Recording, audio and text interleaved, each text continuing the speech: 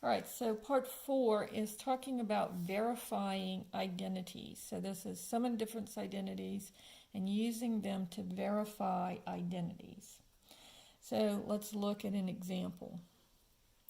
Problem number 1 says, the sign of A plus B plus the sign of A minus B is equal to the 2 times the sine of A times the cosine of B. Now, first thing that I'm going to use is I'm going to just use a formula for the sine of A plus B. So remember, the sine of A plus B, sine is friendly, so this will be sine of A cosine of B, and then it'll be plus cosine of A sine of B. So this is equal to sine of A plus B. Plus, now I'm going to look at what is equal to the sine of A minus B. Well, the sine of A minus B, again, the sine is friendly, so that's sine of A cosine of B, and then the signs stay the same, minus cosine of A times the sine of B. I want to show that that's equal to 2 times the sine of A times the cosine of B. So now let's see if anything cancels. So notice I have sine of A cosine of B, and I have plus sine of A cosine of B. So that's just like x plus x gives me 2x. So sine of A cosine of B plus sine of A cosine of B gives me 2 sine of A cosine of B. Then we've got cosine of A sine of B, which is different, and minus cosine of A sine of B. So I have plus x minus x, so they cancel. So that gives me 2 sine A cosine B is equal to 2 sine A cosine B. And so that identity is verified. Problem number 2 for this part says sine of A minus B over cosine of A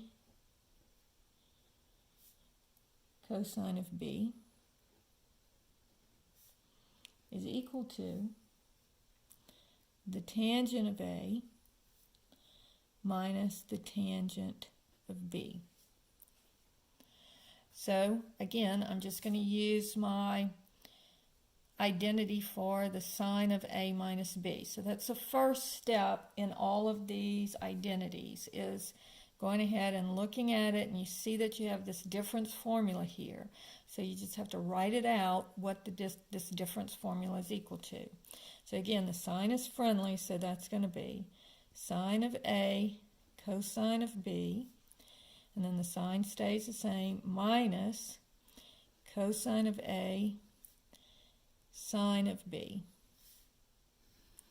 all over cosine A cosine B. And I want to show that that is equal to the tangent of A minus the tangent of B. Now notice that this denominator is divided both into the first term in the numerator and the second term in the numerator. So what I'm going to do now is I'm going to split it up into 2 separate fractions. And so this is divided into this.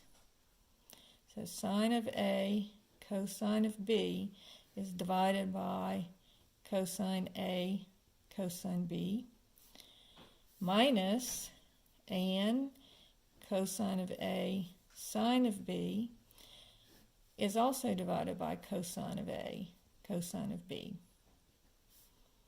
I want to see if that's equal to the tangent of A minus the tangent of B. And so now let's see if we have anything that cancels. We'll notice cosine of b and cosine of b cancel. So I have sine of a over cosine of a minus, and on this one, cosine of a and cosine of a cancel. So I'm left with sine of b over cosine of b. And I want to see if that's equal to tangent of a, tangent of b. Well, sine of a over cosine of a is tangent of a, minus sine of b over cosine of b is equal to the tangent of b. And so now I have tangent a minus tangent b, and they are identical, so it is verified.